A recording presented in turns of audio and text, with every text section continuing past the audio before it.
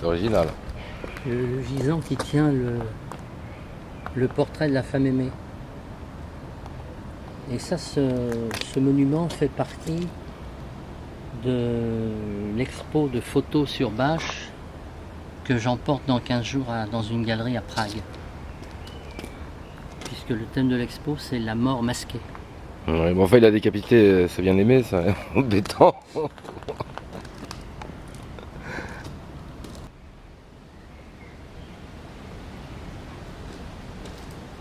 La tombe de Talma, elle a été restaurée il y a Oui. quelques années.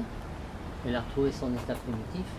Et Talma était un très très grand comédien qui a joué un rôle important, non seulement dans l'histoire du théâtre, mais aussi un petit peu dans l'histoire de la Révolution française, puisque les pièces qu'on jouait au théâtre pendant la Révolution, ça devenait une espèce souvent de tribune. On ne jouait pas ce qu'on pouvait, ce qu'on voulait. Il fallait passer par des comités de censure. Et quelquefois, les comédiens prenaient la liberté d'interpréter des pièces qui n'étaient pas bien en vue du pouvoir.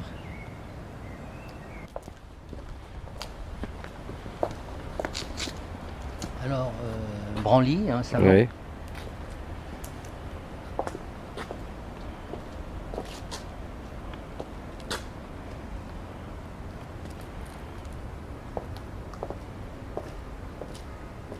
Celle du sculpteur Armand, où il y a deux centres d'intérêt sur cette tombe. Il y a d'abord cet épitaphe extraordinaire, enfin seul.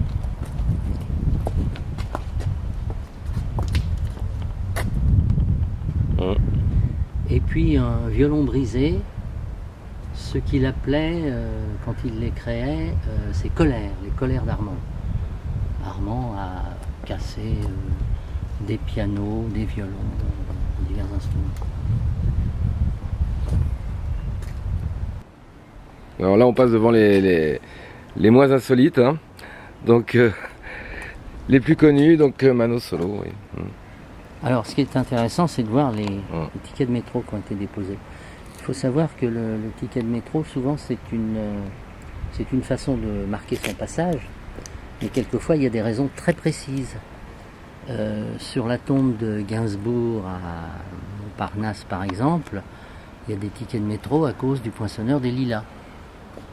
Sur la tombe de François Truffaut à Montmartre, il y a des tickets de métro à cause du dernier métro, son film.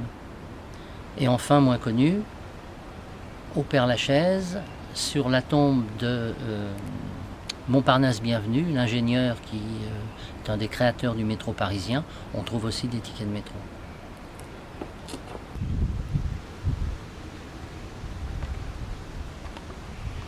Donc à côté, Claude Chabrol.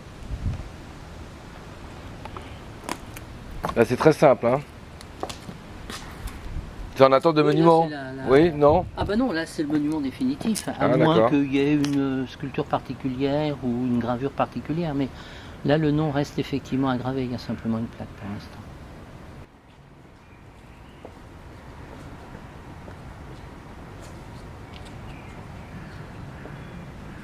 Et donc Vivant Denon, c'est un des initiateurs des collections du musée du Louvre. Il avait accompagné Bonaparte en Égypte et il a rapporté un certain nombre de choses qu'ils ont piquées là-bas. Ouais. Et donc il y a eu une rétrospective Vivant Denon il y a quelques années au musée du Louvre, on a évoqué toute sa carrière. Et tous ces pillages alors. Si on peut dire, entre guillemets. Oui.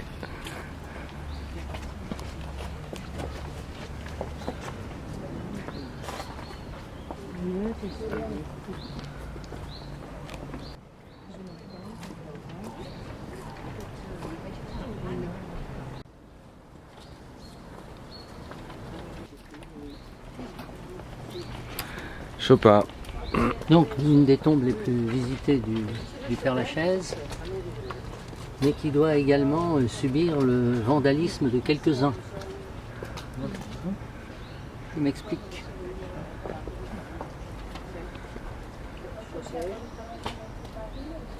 Sculpture de Clessinger qui est représentée à la gare d'Orsay, c'est un éminent sculpteur du 19e siècle. auteur notamment de la Dame piquée par un serpent, une sculpture extrêmement érotique. Et là, on voit que le doigt de la muse a été brisé.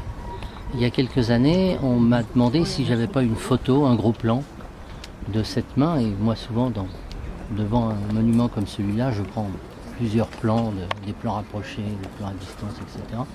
Et j'avais effectivement un gros plan de ce doigt qui a servi de modèle à la reconstitution, à la restauration par un sculpteur contemporain. Et puis malheureusement, quelques mois après, le doigt a à nouveau été cassé, a disparu. Je crois que plus que du pur vandalisme, je pencherais pour une espèce de forme de fétichisme, c'est-à-dire que quelqu'un vraisemblablement a dû emporter le doigt pour le conserver, peut-être religieusement. Moi j'imagine très bien ce doigt dans un écrin, dans un coffret, dans du velours, par une espèce de fétichiste de Chopin.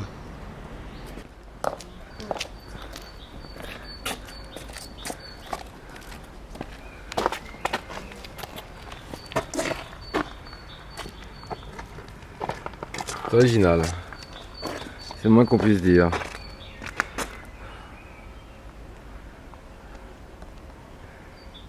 Alors dites-nous tout. Alors, Georges Rodenbach, c'est un fameux écrivain belge qui est l'auteur d'un roman qui s'intitule Bruges la morte. Et Bruges la morte, c'est date à peu près de l'époque des symbolistes et des décadents. Et c'est une histoire d'amour et de fétichisme en même temps autour de la chevelure de la bien-aimée disparue. Et c'est une tombe qui rejoint d'une certaine façon la tombe de Jules Verne au cimetière de la Madeleine à Amiens, parce que tous les deux sortent en quelque sorte de leur tombe. Jules Verne, lui, en sort comme une espèce de fusée pour aller rejoindre la Lune.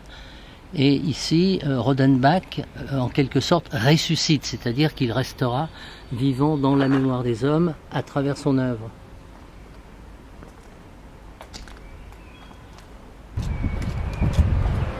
Alors ça s'appelle une alliance. Donc ce que les marbriers appellent une alliance, à savoir la main de la dame, on le voit au poignet, dans la main de l'homme avec la formule toujours unis, c'est-à-dire l'amour plus fort que la mort.